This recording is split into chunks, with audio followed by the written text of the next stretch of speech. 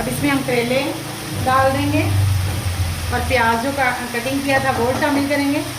बिस्मिल्लाहिर्रहमानिर्रहीम। करेलों की फ्राई करने की रेसिपी आपको मेरे चैनल पर मिल जाएगी, पहले से मौजूद है। साथ ही जो प्याज लिया था वो भी डाल देंगे।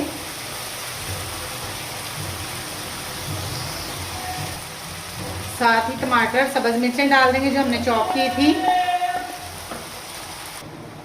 मिक्स करेंगे इसको। आप किसी भी कीमे में बना सकते हैं, बीफ में, मटन में, जिसमें आपका दिल चाहे आप बना सकते हैं। रेसिपी सेम यही होगी, इसी को आपने स्टेप बाय स्टेप फॉलो करना है। इसको मिक्स करके तकरीबन 10 मिनट के लिए दम पे छोड़ देंगे। वक्फे वक्फे से इसको चेक करेंगे।